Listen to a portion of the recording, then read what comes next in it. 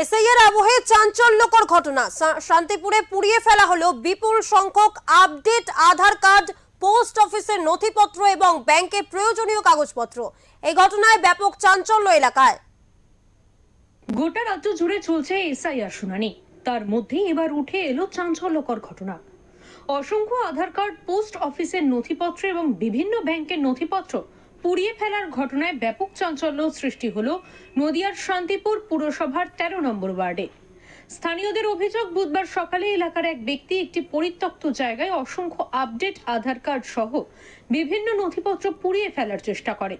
স্থানীয়রা প্রশ্ন করতেই উত্তর দিতে পারেনি ওই ব্যক্তি, আর সেখানেই তৈরি হয় সন্দেহ। তাহলে বাবা ওখানে জিনিসপত্রগুলো যা আছে নিয়ে চলে এসো।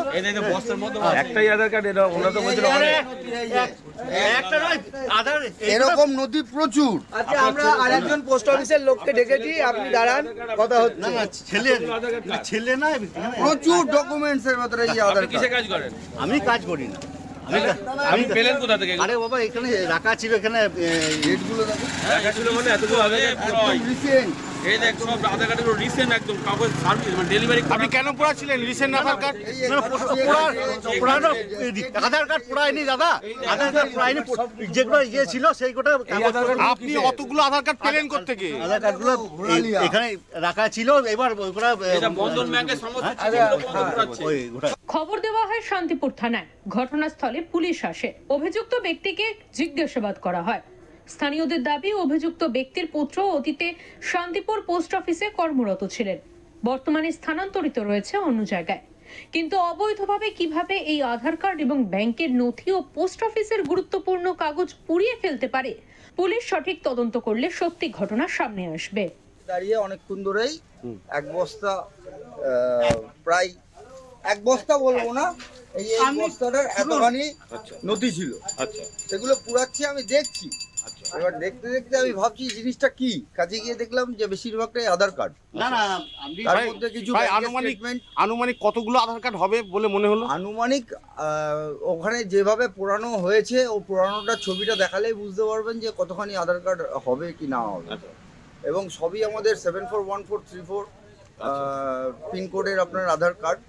এবং সেই আধার কার্ডগুলো উনি, ওই ভদ্রলোক, সম্পূর্ণ তথ্যগুলোকে পুরানো হচ্ছে।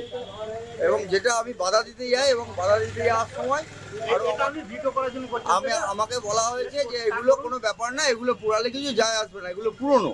কিন্তু এখন আপডেট দেখছি প্রায় 25/8, 25/9 এরকম সব ডেট ওয়াইজ সব আধার কার্ড। এই বিষয়ে শান্তিপুর পুরসভার চেয়ারম্যান সুব্রত ঘোষ জানান, বিষয়টি তিনি গুরুত্ব দিয়ে দেখছেন।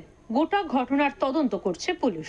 বিষয়টা যে ব্যক্তি কোথা থেকে পেয়েছেন, নিশ্চয়ই এটা পুলিশ প্রশাসনের পক্ষ থেকে উপযুক্ত, তার কাছ থেকে নিশ্চয়ই মানে জানবেন তিনি কোথা থেকে, কিভাবে এটাকে কোথা থেকে পেয়েছেন, এবং পুলিশ প্রশাসন তদন্ত করে তার উপযুক্ত নির্দিষ্টভাবে তার শাস্তি হোক, এটা আমি চাইবো। কারণ এই ধরনের এখন বর্তমানে দেখছেন যেভাবে আজকে নির্বাচন কমিশন তার বৈধতা নিয়ে একটা প্রশ্ন এসছে, সমস্ত নাগরিকদের ভোটাধিকার যাতে ক্ষুণ্ণ না হয় তার জন্য ইতিমধ্যে আমরা সকলেই চেষ্টা করছি।